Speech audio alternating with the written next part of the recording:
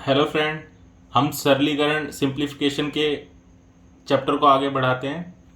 इससे पहले हम इसका एक पार्ट बना चुके हैं जिसमें हम 8 क्वेश्चन कर चुके हैं। अब हम 9th क्वेश्चन से आगे बढ़ते हैं और सरलीकरण के चैप्टर को, सिंप्लीफिकेशन के चैप्टर को आगे बढ़ाते हैं। मेरी आपसे रिक्वेस्ट है, अगर आपने इसका पिछला पार्ट नहीं देखा है तो प्लीज़ एक बार उससे जल्दी से जल्दी देख लें।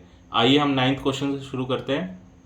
हम पे क्वेश्चन दिया हुआ है और हमें बताना है कि ये जो सम है ये नीचे दिए गए इन ऑप्शंस में किससे भाग डिवाइड होता है। तो आइए इस क्वेश्चन को करने का तरीका है। देखिए, बेस सारे के सारे सेम हैं और मिनिमम पावर इसमें है 71, जो कि पावर गई है 74 तक। तो हम इसमें जो मिनिमम पावर है उसे कॉमन ले लेंगे। तो हमने 2 की पावर 71 कॉमन ले लेंगे। अंदर हमारे पास क्या बचेगा, ये पूरा का पूरा कॉमन आ गया, 1 बचेगा। इधर 72 में से 71 कॉमन आ गया तो इधर हमारे पास क्या बचेगा, 2 की पावर 1।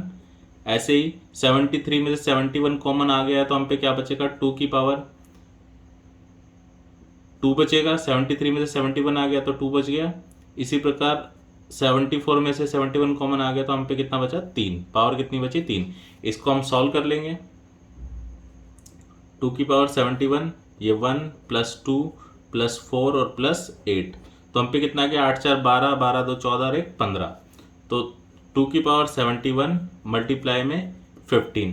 तो देखिए हमारे पास ये इवन नंबर है और ये ऑड नंबर है। ऑड हमारे पास क्या है, 5। जब हम 5 को किसी भी इवन नंबर से मल्टीप्लाई करते हैं तो हमारे पास लास्ट में एक जीरो प्रोड्यूस होता है, यानी 5 दूनी 10, तो लास्ट में एक आएगा जीरो। तो देखिए जीरो किससे डिवाइड होता है, हमें पता है वो जीरो जीरो से ही, यानी 10 से डिवाइड होगा। तो हम आसानी से बता सकते हैं। तो किससे डिवाइड होगा ये सम पूरी तरह 10 से। वरना इसको सॉल्व करके देख लीजिए। इस 2 को आप एक 2 की पावर 70 रहने दीजिए और एक 2 की पावर अलग कर लीजिए और 15 से मल्टीप्लाई कीजिए। तो ये हमारे पास क्या आ गया, 2 की पावर 70 और गुणा में 30। तो देखिए अब आप आसानी से बता सकते हैं कि ये पूरा नंबर जो है किससे डिवाइड होगा, ये 30, ये किससे डिवाइड होगा, 10 से। आइए इसी तरह आगे बढ़ते हैं। नेक्स्ट क्वेश्चन फटाफट कीजिए। 4 की पावर 61 कॉमन ले लीजिए। अंदर क्या बचा आपके पास, 1, 4 की पावर 1 प्लस 4 की पावर 2। तो इसको सॉल्व करेंगे, 4 की पावर 61 और ये आ गया 1 प्लस 4 प्लस 16, 16, 16 4 20 और 1 21। तो आपके पास आ गया 4 की पावर 61 इंटू में 21। तो देखिए 21 किसका फैक्टर है, 21 फैक्टर है 3 का, 7 और 3 का। देखिए इसको आप लिख सकते हैं 4 6 इंटू 7 इंटू 3। तो देखिए ये वैल्यू जो है पूरी किससे डिवाइड होती है, 3 से। किससे डिवाइड होती है, 3 से। आइए इसी तरह नेक्स्ट क्वेश्चन पे बढ़ते हैं, फटाफट कीजिए। 5 की पावर 71 कॉमन ले लीजिए। अंदर बचा 1 प्लस 5 की पावर 1 प्लस 5 की पावर 2।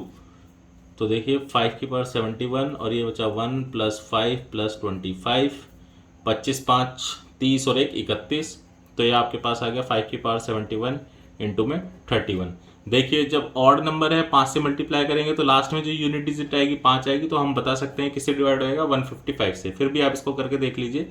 5 की पावर 70, इसका एक 5 आप अलग कर दीजिए और इसको 31 से मल्टीप्लाई कीजिए। कितना आ गया आपका, 5 के पावर 70 इंटू में 5 एकम 5 5 3 15। देखिए किससे कट रहा है, 155 से।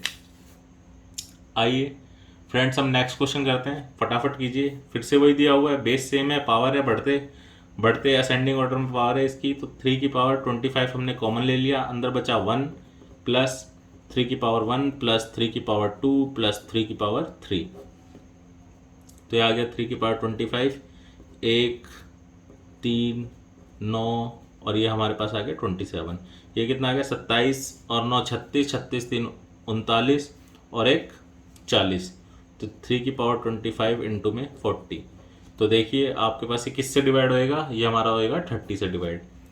करके देख लीजिए। 3 25 24, एक हम इसके साथ अलग कर लेते हैं, 3 की पावर 1 भाई 25 में से एक अलग कर लिया 24, ये 1 अलग कर लिया और ये 40 है, ये 40 है। तो आपके पास क्या आ गया नंबर, 3 की पावर 24 इंटू में 120। तो देखिए किसका फैक्टर है, 120 किसका फैक्टर है, 30 का। तो किससे डिवाइड होएगा 30 से। आइए हम नेक्स्ट क्वेश्चन की तरफ चलते हैं। अब ये क्वेश्चन का टाइप हमने चेंज कर दिया है सिंप्लीफिकेशन में। अब आपके पास क्वेश्चन नंबर 13 है, जिसमें आपको बताया गया है कि 841 का स्क्वायर रूट की वैल्यू होती है 29। तो आपको इसे सॉल्व करना है। सॉल्व कर लेते हैं। अभी इसमें एक है सिंगल, फिर इस क्वेश्चंस को हम बढ़ाएंगे जिसमें ये इनका सम भी करना पड़ेगा। आइए हम इसको कर लेते हैं फटाफट। तो इसको सॉल्व करने का तरीका है, डॉट हटाएंगे तो देखिए कितने कितने जीरो आएंगे पॉइंट हटाने का, 1 2 3 4 5 6 7 8। तो हमने ये डॉट हटाया और ये कितने जीरो आ गए हम पे, 1 1 2 3 4 5 6 7 और 8, 1 2 3 4 5 6 7 8। तो 8 जीरो हमारे पास आ गए, ये पूरे का रूट हो गया। तो इसकी वैल्यू तो आ गई आपके पास 841 की तो दे रखे 29। तो ये हमारे पास आ गया 841 और नीचे आ गया 1 1 2 3 4 5 6 7 8, ये हमारे पास आ गया। इसकी वैल्यू हमें इधर रखे 29, तो ये आ गया 29। और इधर देखिए 2 जीरो पे 1 जीरो बाहर आएगी रूट से, 1 जीरो इसकी बाहर आई, 1 जीरो इसकी बाहर आई, 1 जीरो इसकी और 1 जीरो इसकी। तो हम पे टोटल 4 जीरो बाहर आ गई, 1 2 3 और ये 4। तो हम पे आ गया रूट से बाहर निकलने के बाद वैल्यू। अब देखिए 4 जीरो इसकी हटाएंगे तो आपके पास इधर कितने पॉइंट लग जाएंगे, 1 2 और 3 और 4 पॉइंट कहाँ पे आ जाएगा, यहाँ पे। तो हम पे आ गया 0.0029, 0.0029। तो इसको आप डायरेक्ट कर सकते थे। आपको देखना है स्क्वायर रूट से बाहर निकालना है, तो इसकी पेयरिंग देखिए, 1 जीरो एक डिजिट बनेगा, इससे 2 डिजिट बनेंगे, 3 डिजिट बनेगा, 4 डिजिट बनेंगे। तो यानी पॉइंट के बाद कितने डिजिट बनने चाहिए, 4। तो ये हमारा 29, तो इसकी वैल्यू आ गई 29 और 1 2, ये टोटल कितने डिजिट हो गए, 1 2 3 और 4। ठीक है, आइए नेक्स्ट क्वेश्चन की तरफ बढ़ते हैं। तो देखिए स्क्वायर रूट से बाहर निकालना है तो फटाफट करेंगे। पॉइंट से पहले कितनी डिजिट है, 2। तो 2 से कितने कितने के बाद पॉइंट लगेगा पीछे से, 1 के बाद। तो देखिए 4096 की वैल्यू कितनी है, 64। तो हमको पता चल गया अगर इधर पॉइंट नहीं होता तो 64 इसकी वैल्यू आ जाती।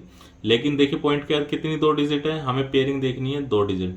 तो ये कितने के बाद पॉइंट आ जाएगा, 6.4। ऐसे ही इसमें देखिए कितने हैं, पेयरिंग देखनी है 1 और 2। तो कितने के बाद डॉट आ जाएगा, 2 के बाद। तो आ जाएगा 0.64। ऐसे इधर देखना है 1 2 3, तो कितने के बाद पॉइंट आ जाएगा, 3 के बाद। तो आ जाएगा 460 और ये आ जाएगा पॉइंट। और फिर देखिए 1 2 3 4, तो कितने के बाद पॉइंट आ जाएगा, 4 के बाद। 4 6 0 0, तो 4 डिजिट के बाद ये पॉइंट आ गया।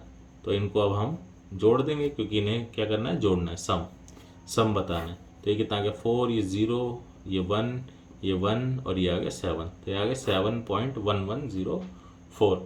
इसी तरह आइए नेक्स्ट क्वेश्चन की तरफ बढ़ते हैं। इसमें क्या दे रखा है, क्यूब रूट। कितना दे रखा है, क्यूब रूट।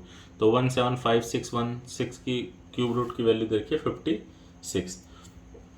तो फिर से वही है, अब जब क्यूब रूट है तो हमें 3 डिजिट देखनी है, 3 डिजिट से 1 डिजिट बाहर आएगी, 3 डिजिट से 1 डिजिट बाहर आएगी। पॉइंट के बाद कितनी डिजिट है, 3 डिजिट, इससे 1 के बाद 1 डिजिट बाहर आएगी। तो यानी हमें 1 के बाद पॉइंट लगाना है पीछे से। तो ये आ गया 5.6।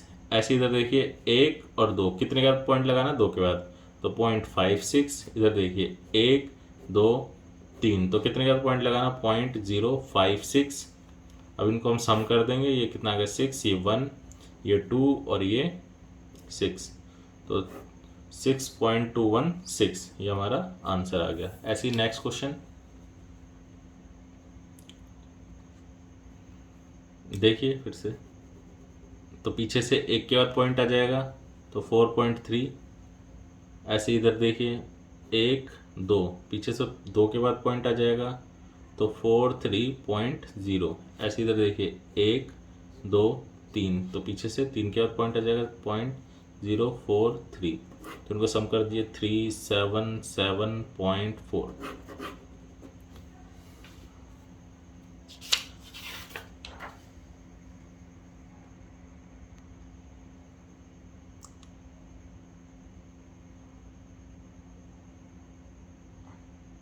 आई नेक्स्ट क्वेश्चन है, क्वेश्चन इसमें चेंज हो गया, एक सीरीज है, ठीक है। इस क्वेश्चन को पहले हम डायरेक्ट कर लेते हैं। देखिए इसमें हमें लेना है फर्स्ट टर्म है इसका 1, फिर लेना है हमें इसका लास्ट टर्म इसका 1/100, बीच में क्या है माइनस, तो इसे माइनस कर दीजिए। तो इसको सॉल्व करेंगे आप, कितना आ गया आपके पास,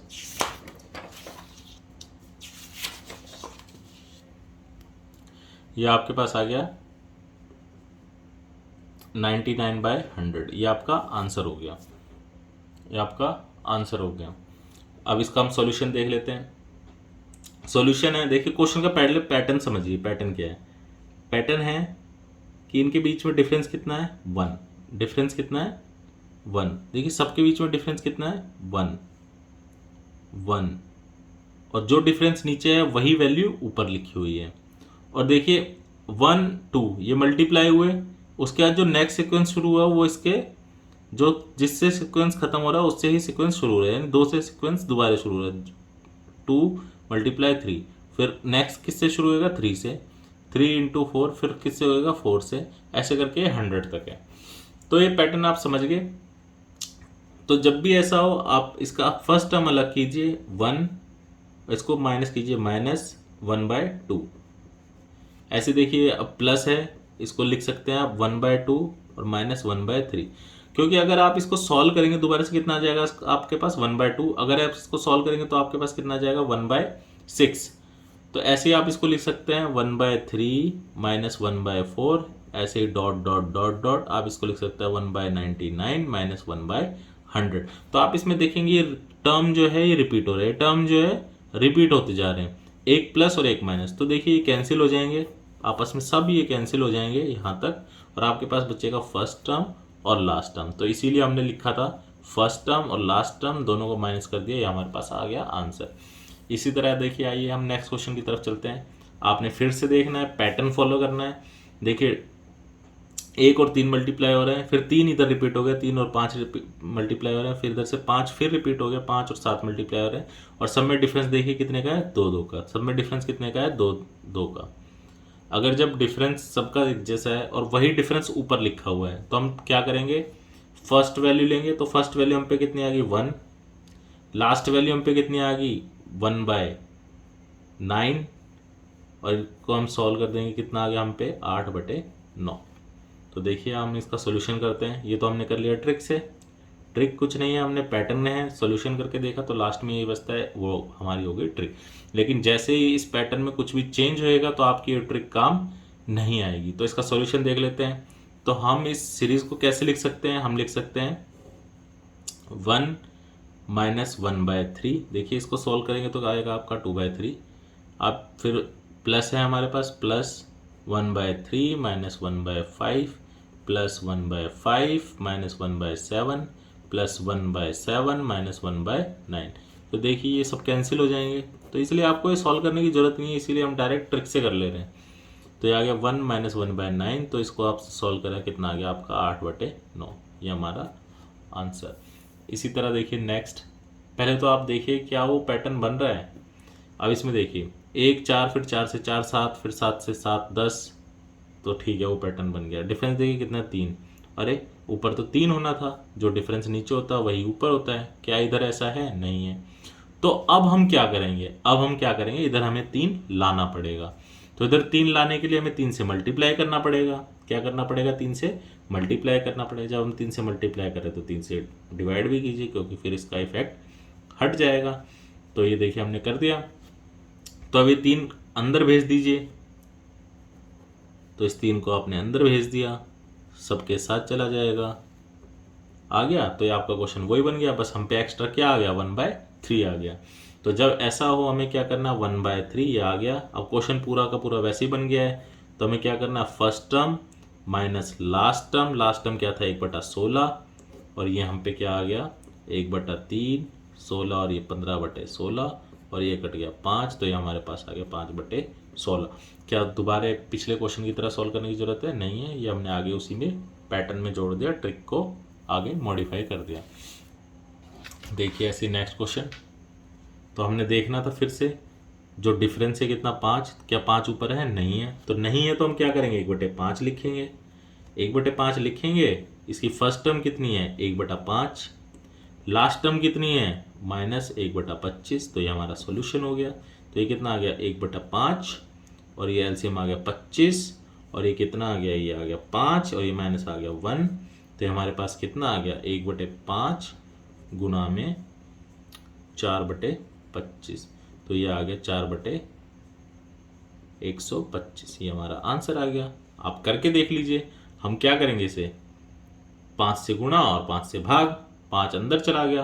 5 अंदर चला गया तो हम लिख सकते हैं इसे 1/5 माइनस 1/10। फिर इसको कैसे लिख सकते हैं? और बाहर क्या है हम पे? 1/5 बाहर है हम पे अभी। तो 1/10 माइनस 1/15। ऐसे लास्ट तक क्या आ जाएगा? 1/20 माइनस 1/25। ये सब आपस में कट जाएंगे। तो आपके पास लास्ट में क्या बच जाएगा?